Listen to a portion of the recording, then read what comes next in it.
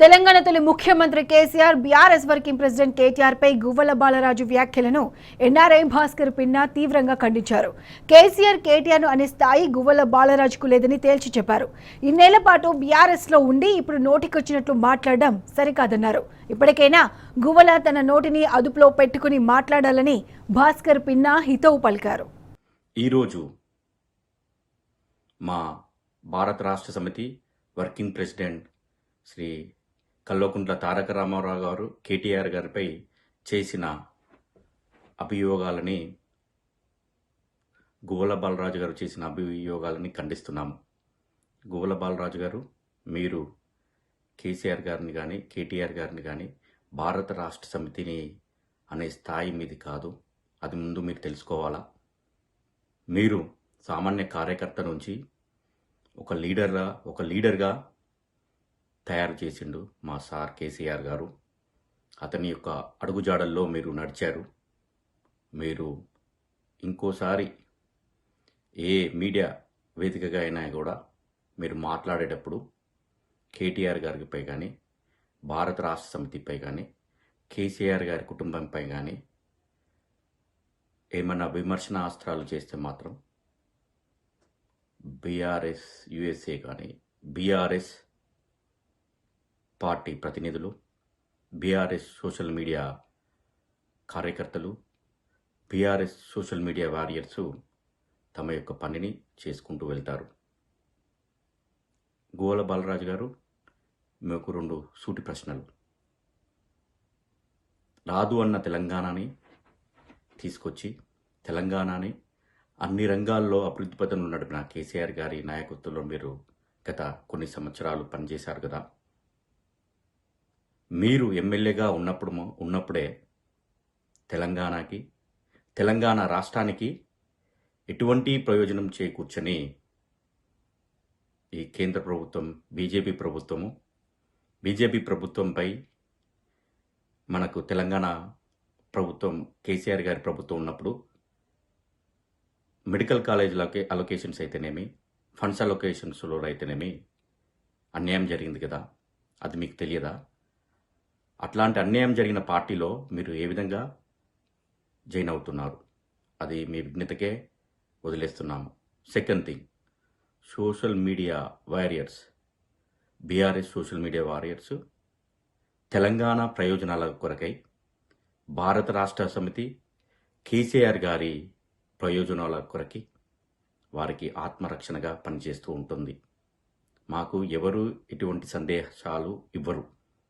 మేమే స్వచ్ఛందంగా ముందుకు వచ్చి తెలంగాణ ప్రయోజనాల కొరకై, తెలంగాణ అస్తిత్వంపై కానీ తెలంగాణకి ఎటువంటి అన్యాయం జరిగినా కూడా మొట్టమొదట రియాక్ట్ అయ్యేది బీఆర్ఎస్ సోషల్ మీడియా వారియర్స్. మీరు సోషల్ మీడియా వారియర్స్కే అలా భయపడిపోతుంటే గ్రౌండ్లో ఉన్న బీఆర్ఎస్ కార్యకర్తలకి మీరు ఎలా ఎదుర్కోగలుగుతారు? ఏదైనప్పటికీ మీరు ఈరోజు ఏబిఎన్ వేదికపై కేటీఆర్ గారిపై బీఆర్ఎస్ పార్టీపై చేసిన కామెంట్స్ని ఒక ఎన్ఆర్ఐగా ముక్తకంఠంతో ఖండిస్తున్నాను.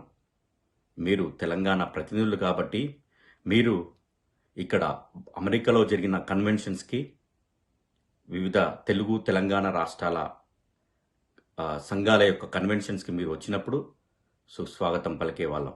అది ఎందుకంటే తెలంగాణ కేసీఆర్ గారిపై అభిమానం మాత్రమే. మీరు నేషనల్ పార్టీలో జాయిన్ అయ్యారు. సో ఏదైనప్పటికీ మీరు తెలంగాణ గురించి, తెలంగాణ ప్రయోజనాల గురించి అలుపెరగకుండా పనిచేస్తారని చెప్పేసి ఒక ఎన్ఆర్ఐగా నేను అనుకుంటున్నాను. ఇప్పటికైనా కూడా మీరు గుర్తుపెట్టుకోండి, తెలంగాణకి ఆత్మరక్షణగా భారత రాష్ట్ర సమితి కేటీఆర్ గారు, కేసీఆర్ గారు, హరీష్ అన్న గారి నాయకత్వంలో పార్టీ బలంగా పనిచేస్తుంది. ఏదో 1-2 నాయకులు వెళ్ళిపోతే భారత రాష్ట్ర సమితికి వచ్చేది ఏమీ లేదు. భారత రాష్ట్ర సమితి ఒక కార్యకర్తల నుంచి లీడర్లుగా తయారు చేసే ఒక ఫ్యాక్టరీ. అది ఒక క్రమశిక్షణ గల పార్టీ. అటువంటి క్రమశిక్షణ గల పార్టీలో పనిచేయాలంటే ఒక అదృష్టము ఒక పూర్వజన్మ సుకృతమై ఉండాలి. గువ్వల బాలరాజు గారు, ఇక నుంచైనా మీరు మీ యొక్క ప్రయోజనాలకి భారత రాష్ట్ర సమితిని కానీ, కేటీఆర్ గారు కానీ, హరీష్ రావు గారు గారిని ఏమన్నా అంటే మాత్రం ఖబర్దార్. ఇంకోటి, Kaleshwaram project take over by KCR గారి government. With in 4 years of period of టైంలో కాళేశ్వరం ప్రాజెక్టు పూర్తి చేసుకొని ఆ కాళేశ్వరం ప్రాజెక్టు ద్వారా సాగు విస్తీర్ణాన్ని పెంచుకొని దేశం యొక్క ఆర్థిక వ్యవస్థను పటిష్టం చేసిన కేసీఆర్ గారి నాయకత్వంలో పనిచేస్తున్నందుకు మేమంతా గర్వహిస్తున్నాం. అదే పోలవరం ప్రాజెక్టుని మీరు జాయిన్ అయిన బీజేపీ పార్టీలో ఆంధ్రప్రదేశ్లో టేక్ ఓవర్ చేసి దాదాపు 12 సంవత్సరాలైంది కదా. ఇప్పటికీ కూడా పోలవరం ప్రాజెక్టు యొక్క రూపురేఖలు ఏమీ మారలేదు.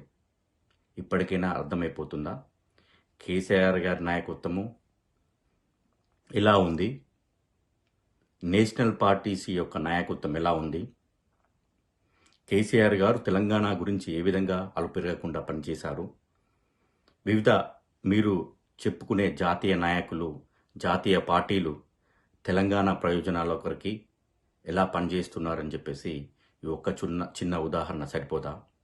గువ్వల బాలరాజు గారు, మీరు ఇంకోసారి కేసీఆర్ గారి కుటుంబంపై కానీ, భారత రాష్ట్ర సమితి నాయకులపై కానీ ఆరోపణలు మానండి, అది మీకు మంచిది. అంతేగాని మీ యొక్క మైలేజ్ గురించి మా యొక్క పార్టీ వర్కింగ్ ప్రెసిడెంట్ గారిపై ఆరోపణలు చేస్తే సోషల్ మీడియా వేదికగా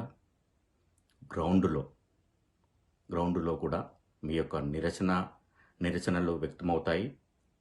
మీరు మీడియా మీదకి వెళ్ళినప్పుడు కొంచెం అదుపులో మాట్లాడితే అందరికీ మంచిగా ఉంటుందని చెప్పేసి యాజ్ ఎ వెల్ విషర్గా మిమ్మల్ని కోరుతున్నాను.